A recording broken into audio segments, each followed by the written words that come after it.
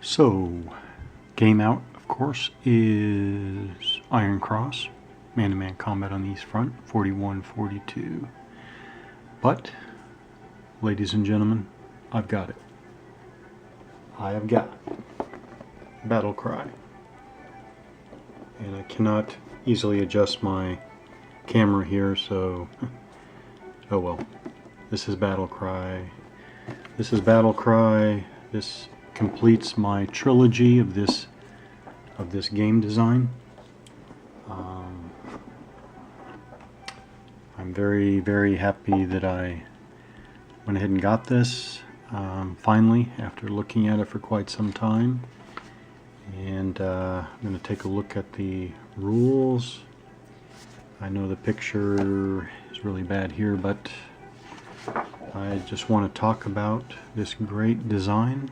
So, alright, so again, this is the game in the middle. So the first game in the series is Combat.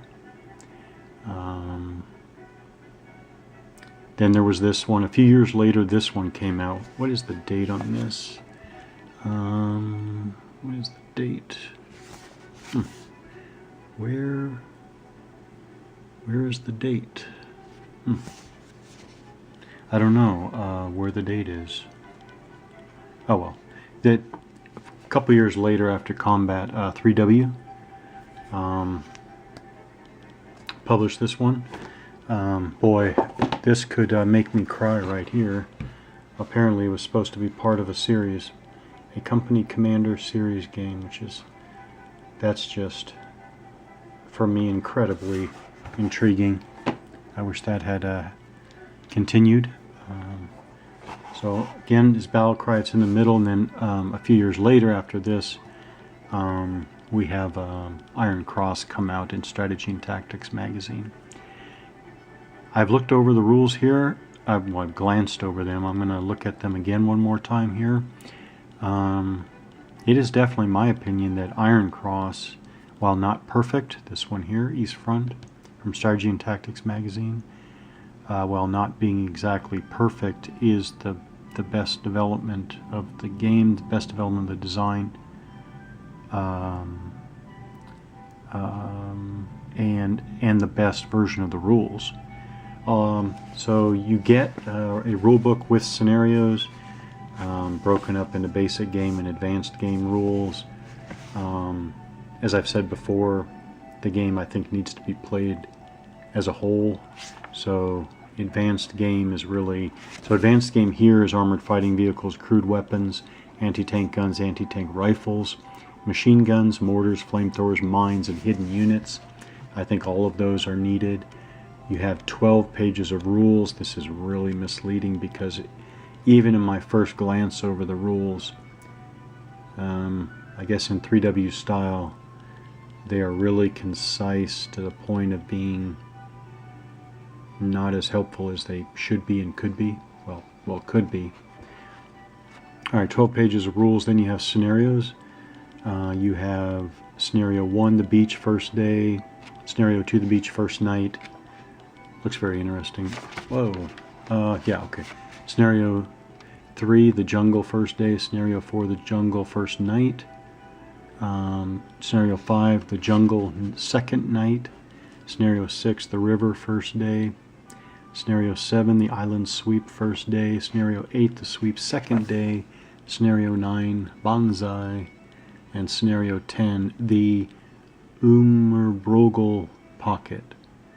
That's set on Pelelu, September to October 1944. Yeah, so 10 scenarios.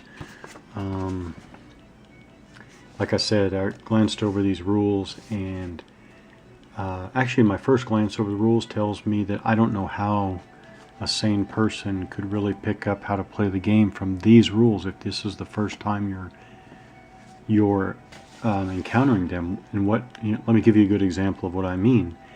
I know what the moving fire phase is from my playing and experience with Iron Cross, and I want to reiterate, while not perfect, I think the Iron Cross rules are pretty complete and fairly helpful well, anyways, I guess that's a relative thing. But here, here, you know, in the sequence of play, it mentions the moving fire phase.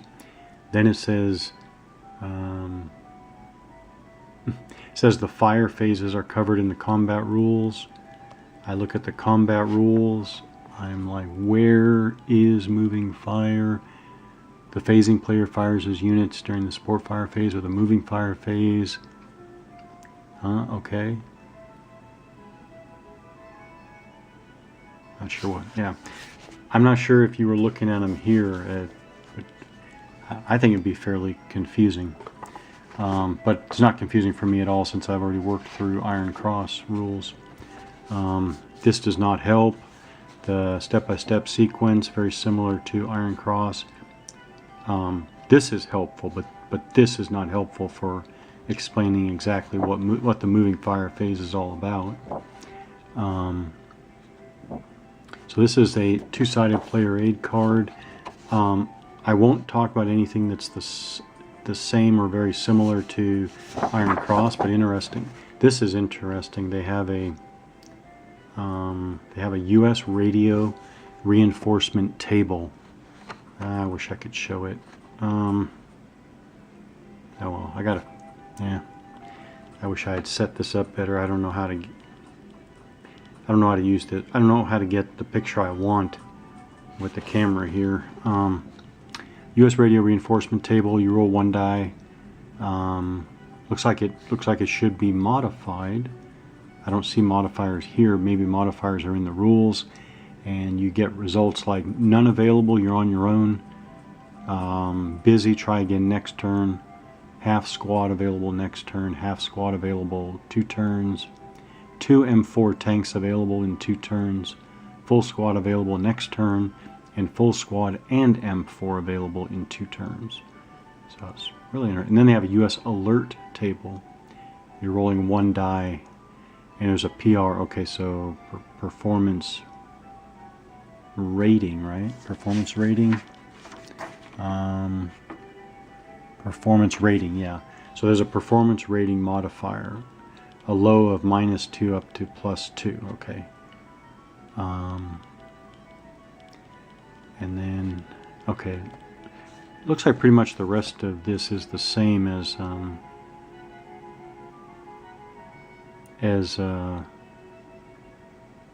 Iron Cross. Okay, you get 4 maps. This is the little ID thing, but these are your 4 maps here. They're basically 4 quadrants of one full-size map.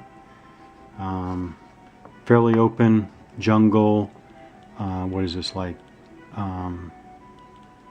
Steep mountains, and I guess rough terrain, mixed terrain.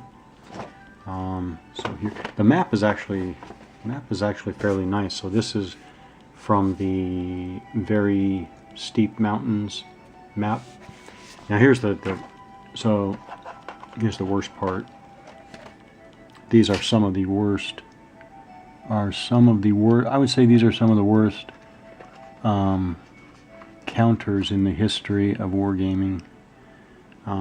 So first of all, you have a really blobbish silhouette. Numbers that are too small. I mean, they could be bigger. I mean, here's the comparison to Iron Cross, right? That's what I mean by the numbers here in Battle Cry are too small. They don't need it. They obviously don't need to be that small. And even worse, you get to your see, medium machine gun counters on the bottom there. There's nothing there. There's no graphic. Not even a simple line NATO equipment graphic. I mean, there's literally nothing. You just have the name up there, medium machine gun. So this is, in a sense, this is going back to really way back to the very beginning of wargaming. I haven't finished separating them, but needless to say what I've just said, I'm really looking forward, and I might move directly to this game after I get a little bit more out of Iron Cross here.